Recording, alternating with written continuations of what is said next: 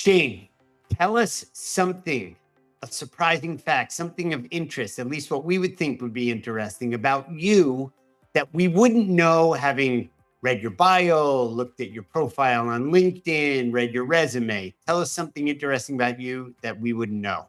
I spent a couple years growing up living on a farm next to a cemetery. Wow. There were a lot of ghost stories and a lot of phantasms and a My lot of, birthday's right around Halloween, so a really fun 8th birthday party.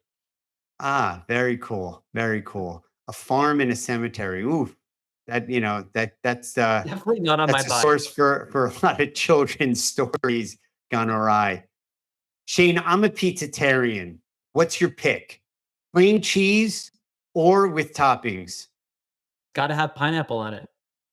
Gotta have pineapple. We're getting that more and more.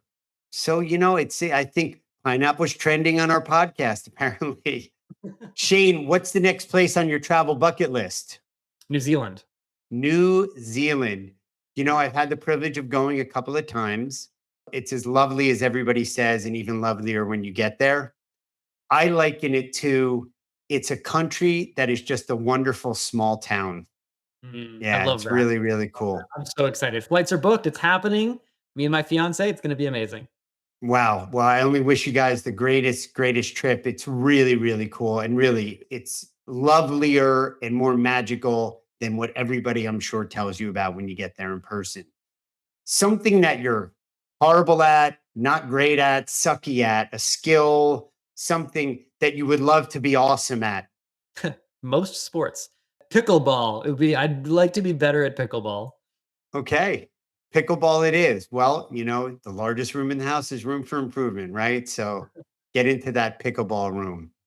How about the thing that you're either streaming right now or the last book you've read or, kind of what's in your world with regard to that?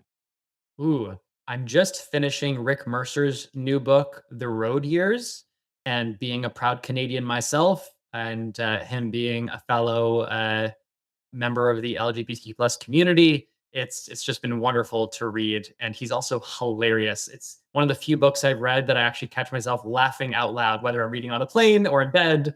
I'm like laughing out loud reading this book, which is a ton of fun. That's always awesome when you laugh out loud reading. That's really, really For cool. Americans who are like, who is Rick Mercer? He had a TV show on the public broadcasting in Canada for, I think, like 2 decades, and is largely a political commentator and a brilliant human. Very cool. Very cool. Well, thanks for sharing that with us. Last one here. The most unusual food you've tried while traveling. Unusual food. Oh my goodness. Snake. Snake. Yeah, I tried it a few ways, fried and baked. And the person I was researching with tried the raw blood and bile. I did not get that adventurous, Hmm. but it was nice watching them try. Yeah, that was on the left side of the menu. You stayed on the right side of the menu, you know? I gotta You, have you a know, balance somewhere, right? I'll say this again. I go through most of the similar questions, sometimes a little bit different.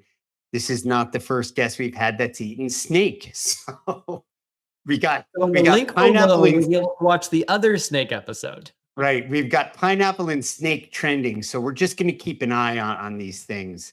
Well, thank you for participating in this little bit more whimsical and playful part of it. And again, Shane, you just bring joy to the Keynote Curators, joy to the world.